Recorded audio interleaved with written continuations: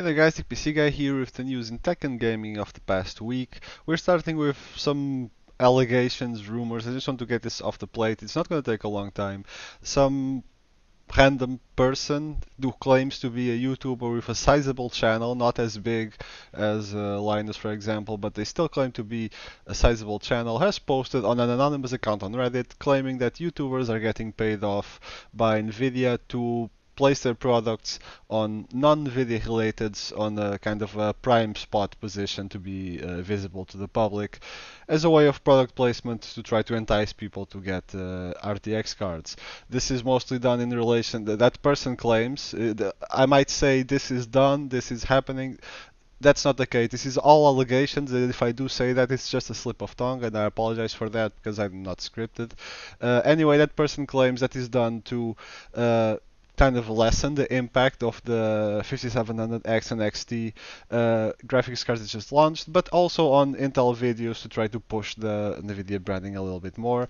And they also claim that YouTubers are either being paid to do that or not paid at all, and kind of semi-forced to do that in fear of losing video support, having access cut to the pre-release drivers and not getting pre-release samples so they can get their day one videos, or pretty much threaten to do it, otherwise they will be cut off. So these are pretty serious allegations, and they claim that it's a very widespread thing on a lot of tech channels.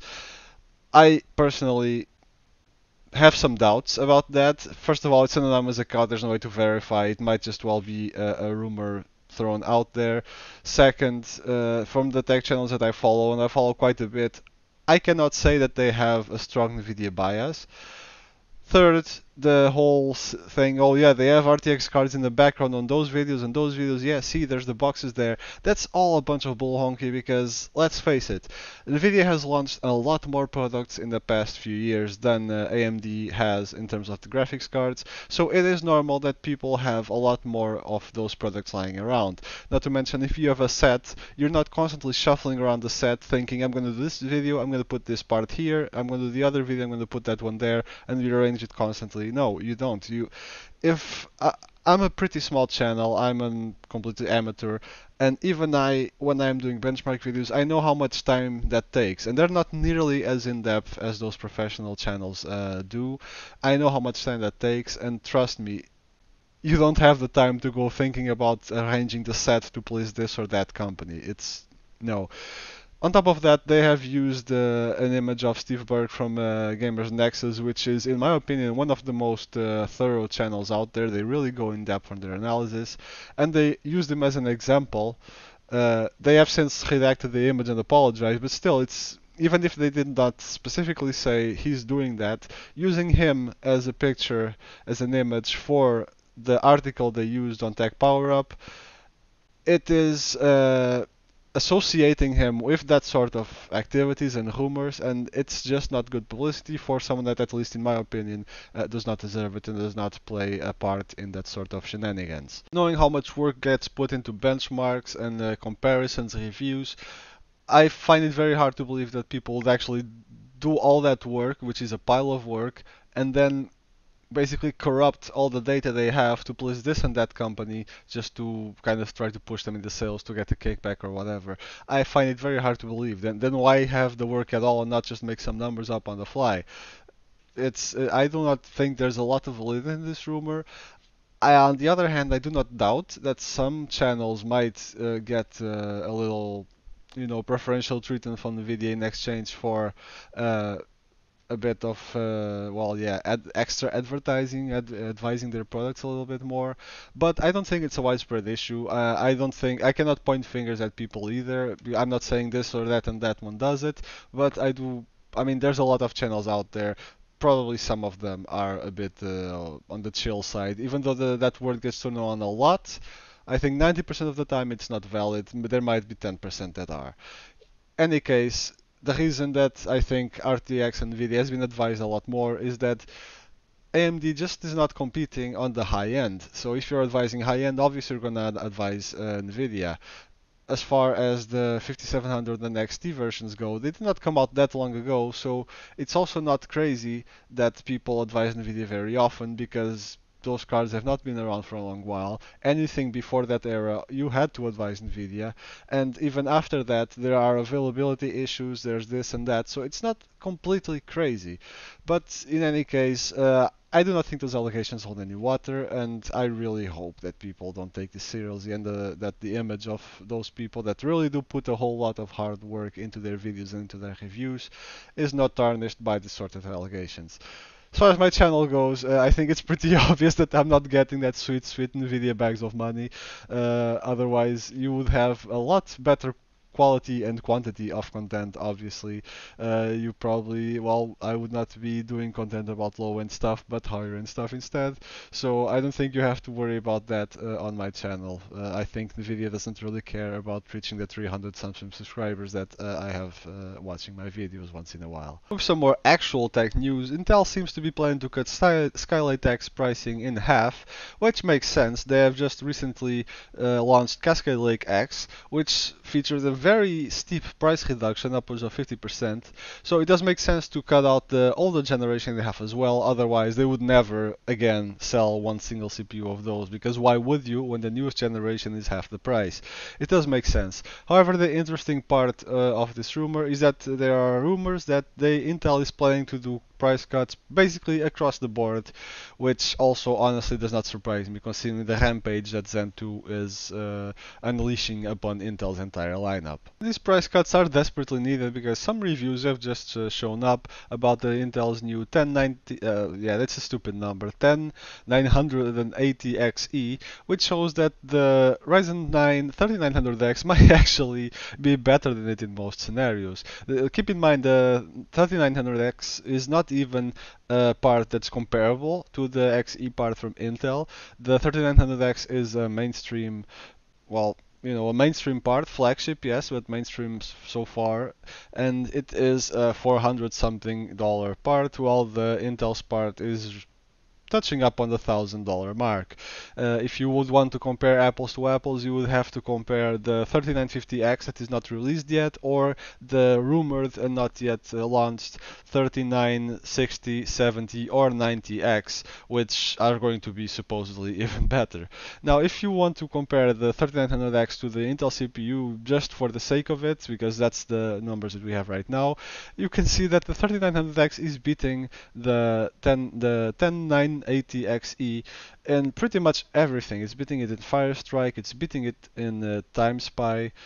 It is a bit behind on Blender, it's ahead on PC Mark 10. So as you can see, it is a lot of tests. Well, obviously these are synthetic benchmarks, take it with a grain of salt, but for a $400 processor to be beating recently released a $1,000 processor, that's pretty insane, really. On the AMD side of things, WCCF Tech is reporting that AMD Zen 3 is supposedly launching in the second half of 2020, with Zen 4 and 5 CPUs already being in development by two separate teams. As the article mentions, this is the first time we've heard of Zen 5.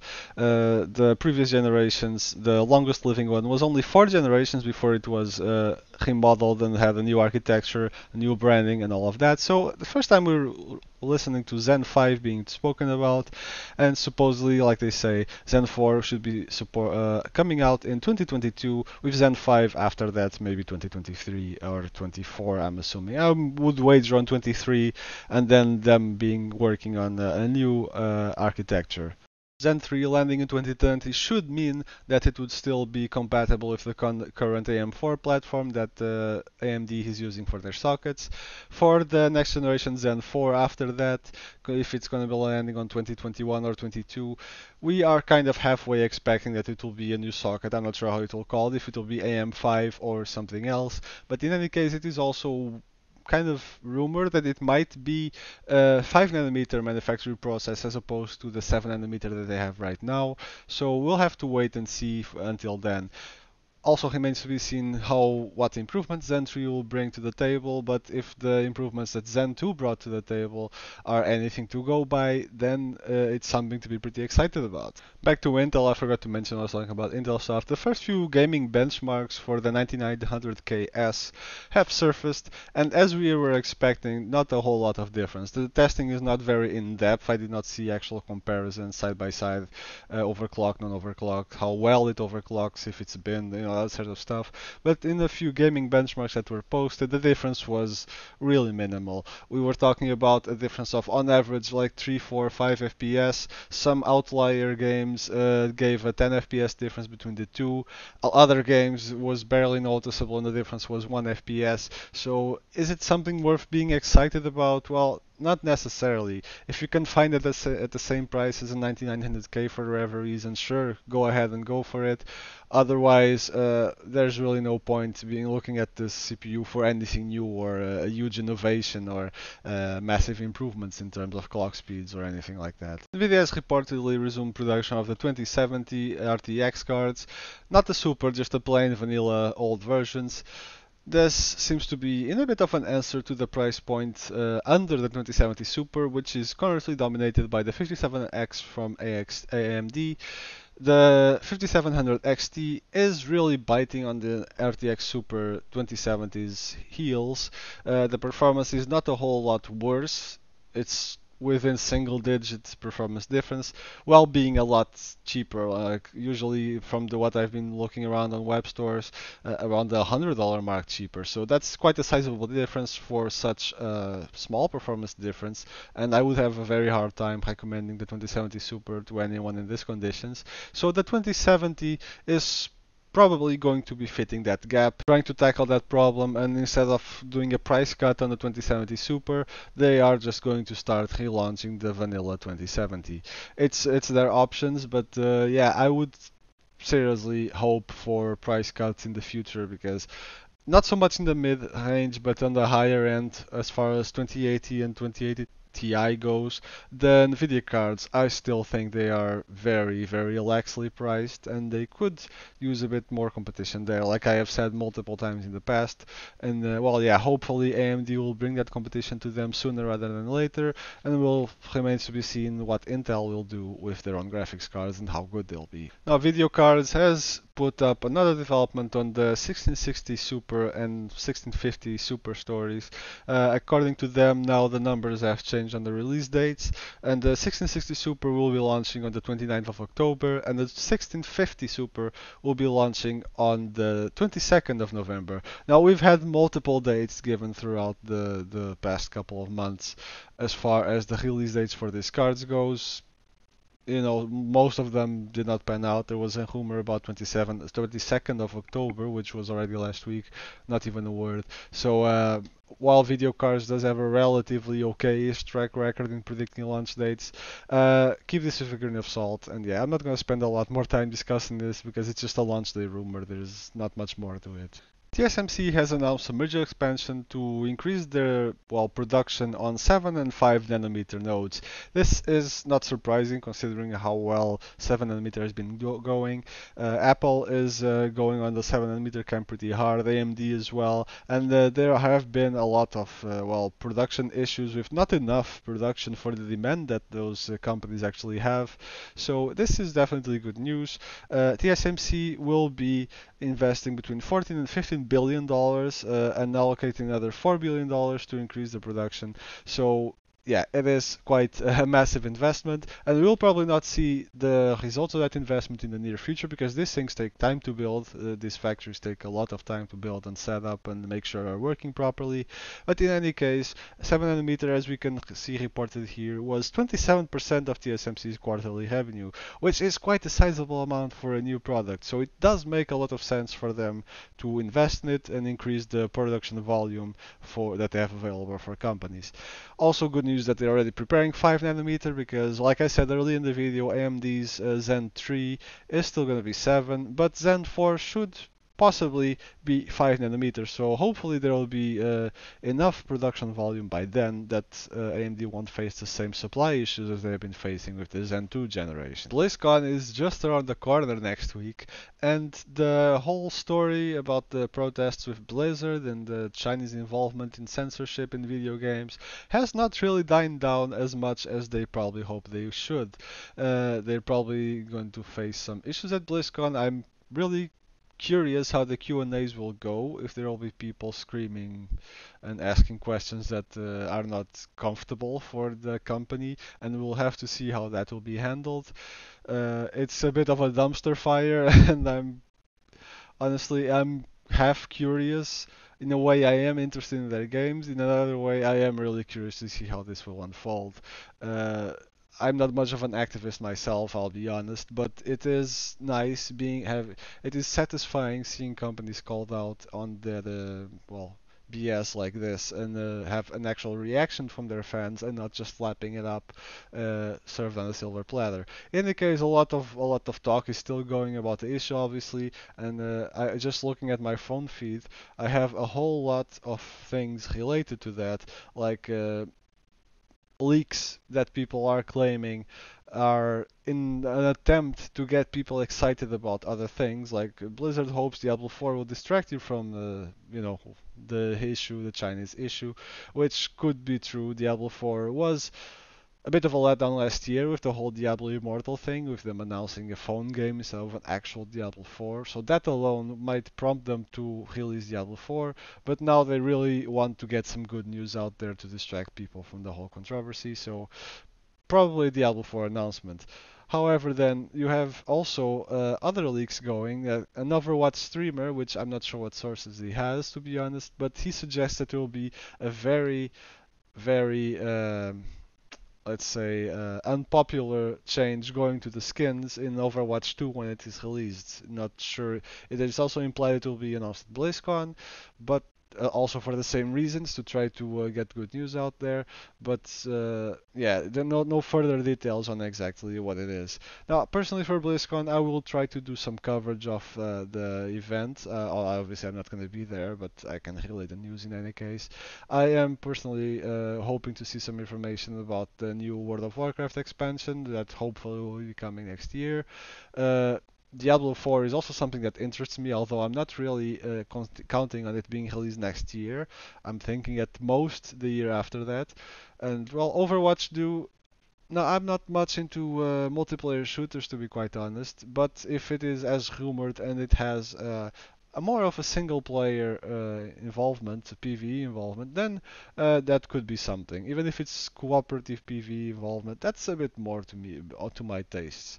Now, it remains to be seen how it will go. Like I say, I'll try to cover my best of it and let you guys know what's going on. Now, this has been Attic PC Guy. Hope you guys enjoyed the news roundup of this week. I try to do this every week for you guys that don't have time to cover all the news individually. You just want to have it served in one go, like on a weekend like today. And well, yeah, hope it's so useful for you guys. Now, if you like this sort of content, drop a like and a comment. You can also feel free to suggest other types of content for me to give it to you guys. If you enjoy the type of content on the channel, consider subscribing to helping us grow in the future and being able to do more and better. This has been Attic PC Guy. Hope to see you guys next time. In the meantime, have fun.